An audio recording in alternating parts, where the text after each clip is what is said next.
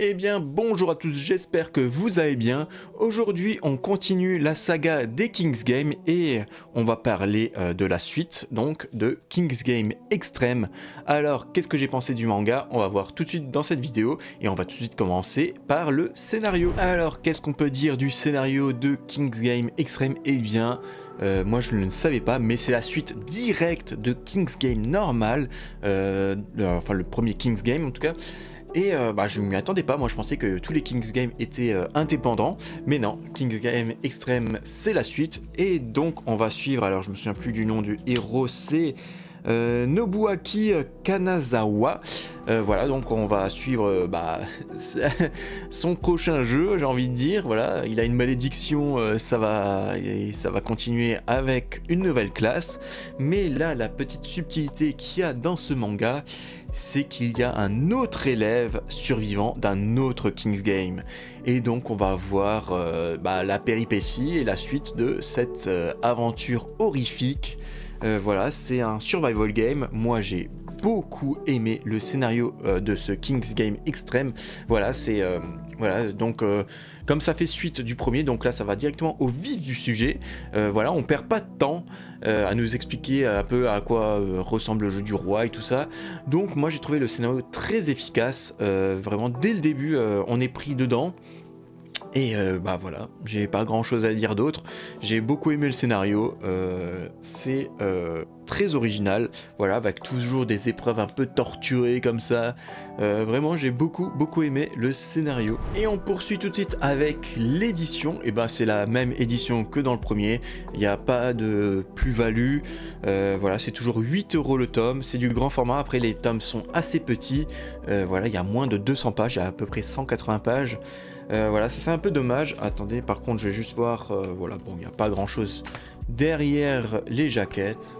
Voilà, on a juste un demi-masque. Je sais même pas ce que ça représente.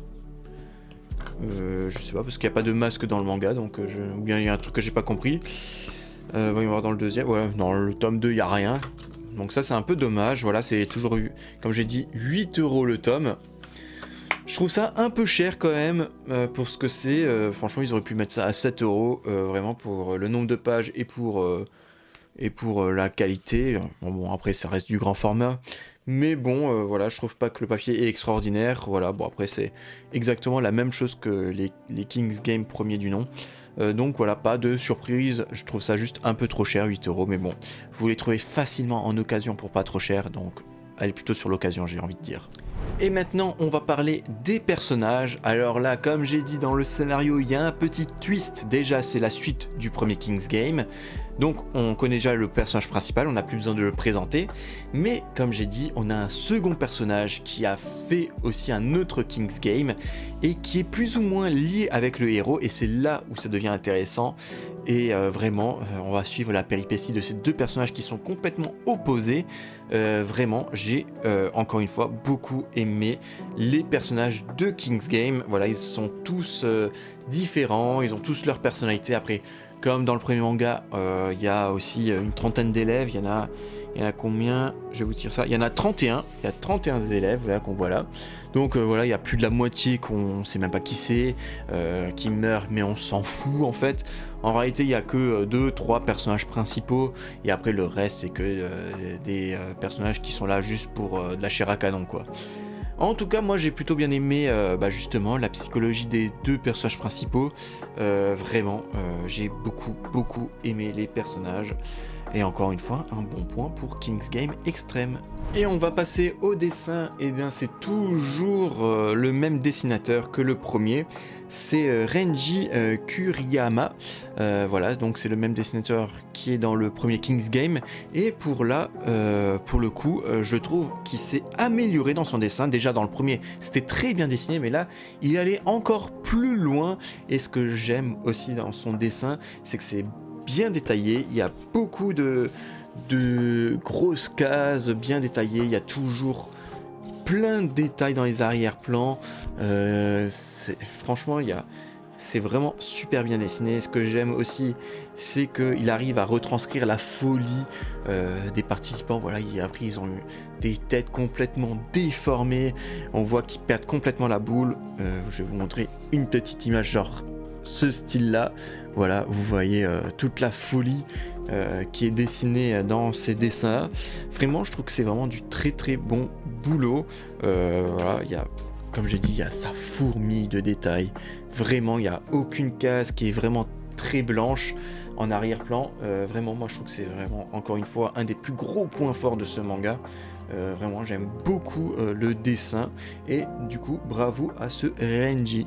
Et on va tout de suite passer au rythme. Et là, encore un énorme point fort pour ce manga. Il n'y a que 5 tomes, mais les 5 tomes, on les dévore à une vitesse. Mais c'est hallucinant, quoi. Ça va à 1000 à l'heure. Vraiment, j'ai beaucoup aimé le rythme.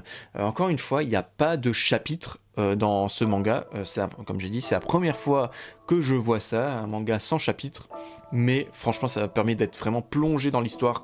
On finit le tome en une seule traite. Vraiment, j'ai beaucoup aimé le rythme de ce manga. Vraiment, c'est pour moi un des plus gros points forts. Vraiment, en limite une après-midi, on peut tout se faire si on est motivé. Vraiment, ou une soirée. Mais en tout cas, moi j'ai beaucoup aimé ce rythme-là. Vraiment, je me suis pas ennuyé une seule seconde. Et pour moi, c'est encore un bon point pour ce King's Game Extreme. Et donc, avant de passer à ma note que je vais donner, je vais faire un peu un récapitulatif et donner un peu plus mon avis global. Donc, oui, j'ai beaucoup aimé ce King's Game Extreme. Pour moi, c'est une excellente suite. Voilà, ça perd pas de temps. Dès le premier tome, ça va à 1000 à l'heure. Voilà, on n'a plus besoin de nous expliquer les règles du jeu. Voilà, tout ça.